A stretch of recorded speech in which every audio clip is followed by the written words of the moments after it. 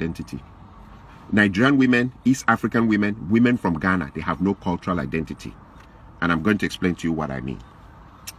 You see, I work in an industry which is information technology. In information technology, there is one country that really stands out when you talk about information technology, and it's India. Indians, for some weird reason, I don't know how they got into that thing in the historical, the cultural context. Everybody maybe went in for IT. The whole country made a powerful reference to IT, just like China made a huge push into industrialization that deals with tools. The idea of having the tools to make a car or make a shoe, heavy industrialization that they can use to serve the world. India went into this heavy thing about information technology. In my 12 years of working in information technology, everywhere I go, it's loaded with Indians. If the information technology, for example, if a place has maybe 20,000 workers, I'm talking about a huge place, in which maybe 10,000 of their workers are engineers, software engineers, computer engineers, so on and so forth. I can assure you that of the 10,000, 9,500 will be Indians. So what has been my exposure there? Indian women. They're the one, they're 4 feet, some of them little 4 feet, things, small things that are making dream money. They came direct from their village into the system and they're making 180,000, 190,000, 200,000 dream money. But there's a strange thing I notice about them. As they come to work, they're wearing their native wear. That thing that they tie and hang on their neck with that dot here. Another strange thing I've noticed about them is you will never, ever, for all my years, I stayed in the United States, I was born here. In all my years of staying here, you'll never hear the Indian women dragging their men to the American court system for divorce. It is our women that use the American court system to destroy our men. They bring the court in to help them destroy the men. You will never hear Indian women doing that thing. You will never hear women from China taking Chinese men into the American court system to destroy them with divorce.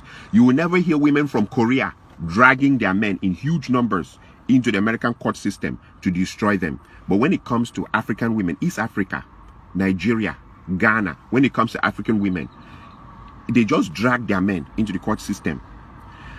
One of the things that I've noticed in this system or in this problem is poverty. Bring these Indian women, they're making 150,000, 180,000. They don't drag their men into court. Plus, sometimes, like in most places, all the places I've ever worked in information technology, they'll have one car.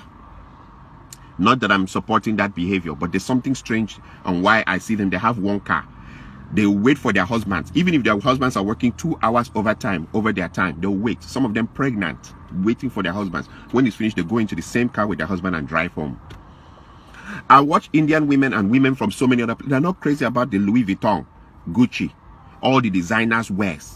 They are not even interested. Indian women, I meet them. They've been here 15 years, 20 years. They still keep their accent. They still speak as if they're living in India. But when I meet our women, and our women, all that they have to do is just get to a level of where they're making 50,000, 60,000, 70,000 or 80,000 a year. I'm talking about small money. Small money. Immediately the marriage is in danger. And they change. They start bleaching.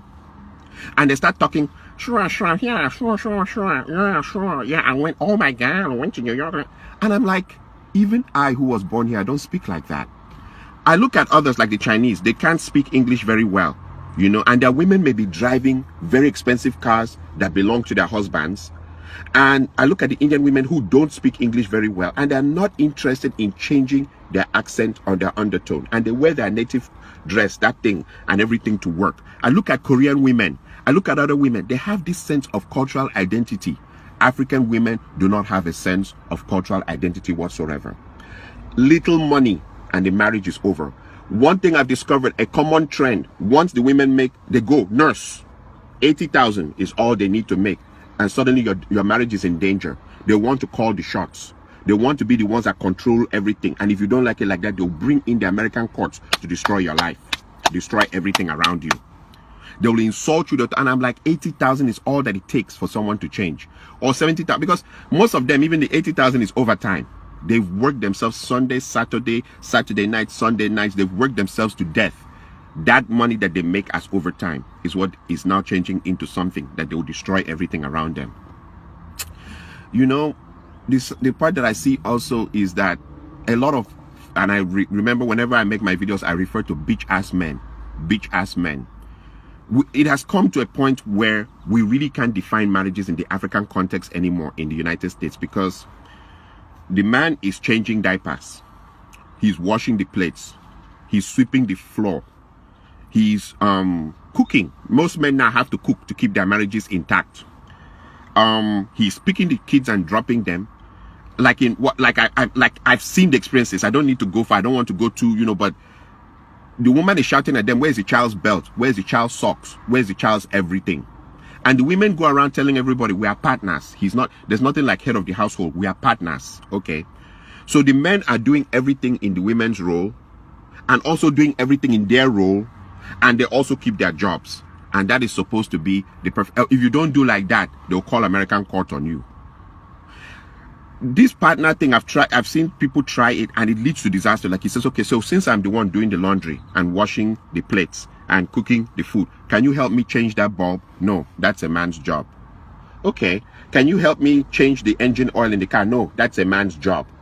Okay, can you help me paint the other? No, it's a man's job. The women are quick to tell you what's a man's job, but you must do your job and do their job now, and do their job and keep your job also in the society, and come back and still, even there's no respect, you are supposed to be submissive, or the marriage ends on your head.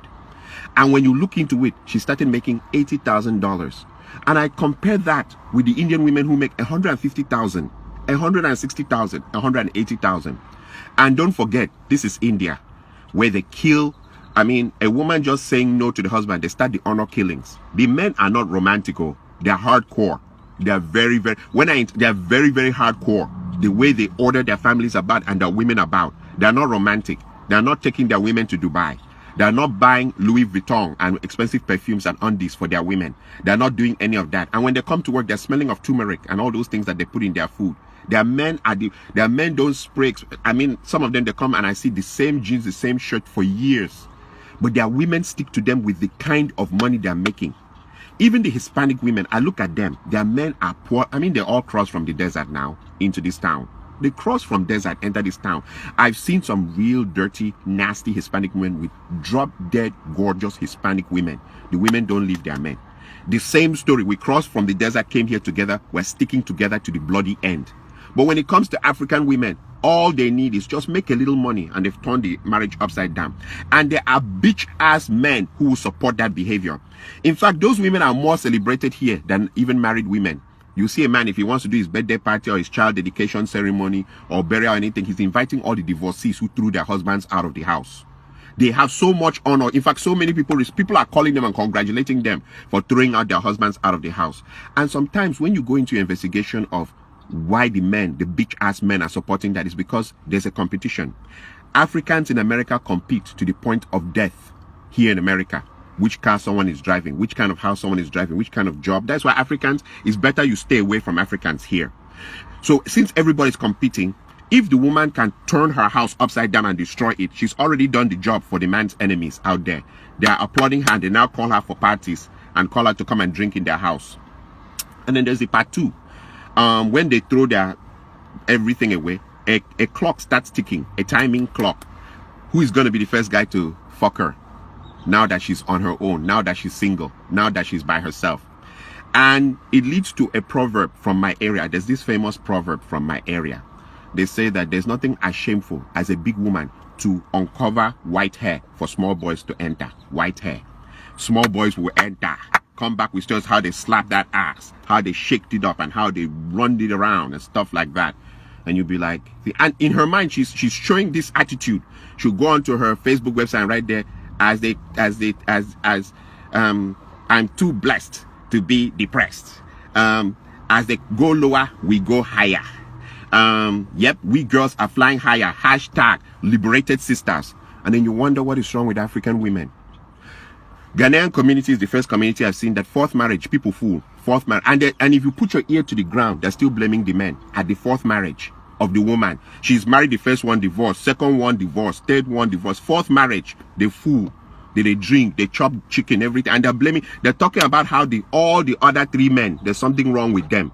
that they were animals, that they were this and that. And you wonder, is it always the men that is the problem? Same with the East African women. They will divorce, 3 divorces, 4. Somehow, the story will be twisted. It's always the men's fault. And she's marrying. She can marry up to 7 times. Nobody knows what's going on. I am saying this because too many men's lives have been destroyed because of people who think they are in America. This America thing. Okay, I normally ask this simple question. What if a man became very rich and he had a house in America and he had a house in Canada and he had a house in Germany and he had a house in Japan? He had houses all over the place. What happens there? Is it going to be that as you bring a Nigerian or a Ghanaian or an East African woman to your house in America, she acts American? Then when you cross her over to the house in Canada, she now acts like she's Canadian. And then when you cross her over to the house in Germany, she now acts like she's German. And then when you take her over to Japan, she now acts Japanese Hong Kong, Kung Fu, Japanese Kung Fu, Shinto-kan, you know? What is it like? Do African women have cultural identity? Do they have any cultural identity? Do they have any loyalty in them as human beings? Do they? Or they just move by every wind of doctrine, every wind of thinking? And the hypocrisy, like I said, is now a lot of marriages, the men are the ones doing the women's roles, their roles, and keeping their jobs. All that to keep a man. And you see the men still coming, they come out with a big agbada and turn it and throw it up and stand and say, hey, I want to thank my wonderful wife. I don't want a marriage for the sake of what it looks like in the public. I want to be happy about it inside in my life. The show of that out there in the public, it looks good, but meanwhile back home I'm swallowing Percocet, I'm swallowing high blood pressure medicine, I'm swallowing all kinds of things to stay alive because I want to show people that I kept my marriage going. It's crap, it's bullshit, and that's for bitch ass men. I would rather live longer for my children than to stay in something that is horrific and try to keep it going. One side is always throwing the fishing bowl in the sky, one person is always trying to catch it. When does the other person become mature and stop? Oh, because they're making $80,000. Like I said, come and see the Indian women. 150. The husband is making 180. 200. The husband is making 190. People are making dream money. Indian community, I've never seen anything like that before. In IT, they own it. Google, Facebook, everywhere, they own it. And they're making killing money. Those guys hold cash, dream money, and their wives are not going crazy. You see their wives by their husbands all the time. The other final part I'll leave you with is I thank God for Trump. I thank God for Trump because Trump has defined what America truly is about. When you come to a situation where a man, he's speaking on behalf of millions of people, talking about how he sees things, how he understands things from these millions of people who voted him in, you will understand that for you to come to this country and destroy your life, you're the most stupid person on earth. Trump make it clear that if you're a minority, we don't count you among people. And these are the owners of the land talking about that. If you're a minority, we don't count you. And you see other minorities, like I said, the Indians, the Koreans, the Chinese, other minorities, it's like they intrinsically know this is not their land. So when they come here, they hold themselves. It's not something you need to break your family apart over. It's not something you need to go crazy about. And you're 40 years old and you're now wearing mini and going back to the club. Nobody goes crazy except African women, Ghanaian, Nigerian, East African. They go crazy. They go crazy. And I'm glad Trump has told them it doesn't matter how you do. Sure. Oh yeah, that we still don't count you as part of us. We don't. We know where you're from. And that it doesn't matter how much money you make here, is because we let you stay here. And I'm glad that he has pointed it out and cleared it out and activated so that when you now take your husband or take your wife into that system that doesn't regard you as something and destroy everything, I glorify God, because some people have wisdom and some people do not. And I also thank God for that the bitch ass men who are rejoicing on how other men's demise, like they're rejoicing that other men were destroyed that way, you know, so that, you know, so because it has lowered the competition. Now I have won, I'm going up, he's coming down, that God will punish them. God will never, since you can't rejoice in people doing well, but you're waiting for people to go down so that it can, if is that what you needed to be victorious, then you're fake. You're as fake as it gets. You needed his wife to turn on him so that you can win. That is why you're all everywhere. Divorced women are being celebrated as the best women in earth here in America. Everybody, call them for parties, call them everywhere, give them money, do everything, and sleep around with them, because that's the thing. You're all sleeping around with them. Nonsense. Oh, and by the way, I want to also finally use this to kill one argument. The argument, I hear a lot of men now saying, they're cursing their fathers. That our fathers who didn't sweep the floor, wash the plates, cook food, change the diapers, totally emasculated. I mean, men are totally emasculated. They're doing everything, doing the laundry. That our fathers who didn't do that were useless. We're better than them because we're doing our role, the women's role. We're Superman. We're doing the women's role, our role, keeping our jobs, taking care of the children. The children are now coming to ask us for the socks and their belts and where their sandals are, and they don't know where and they're coming to ask us to iron their clothes, and we iron our own clothes on top of that. We're doing everything. The woman's job now is just to comb her hair and look at herself in the mirror, and when she's tired and she has choosing and sitting down spending an hour trying to find the right dress, and then she gets into the car and drives to work. You're doing everything. And that in that world we're saying that our fathers were stupid, that we are better than them. No, we're not. Maybe we are the ones that will have a shorter lifespan in the end of this story. So you know what, I'll leave it at that. Like I said, I normally say very controversial things, and I speak for just a group of men, not all men though, because there's too many bitch ass men now, men who are not real. I know how the reaction will be here. You guys can come in and insult me and talk whatever you want to talk, but I've put my point down.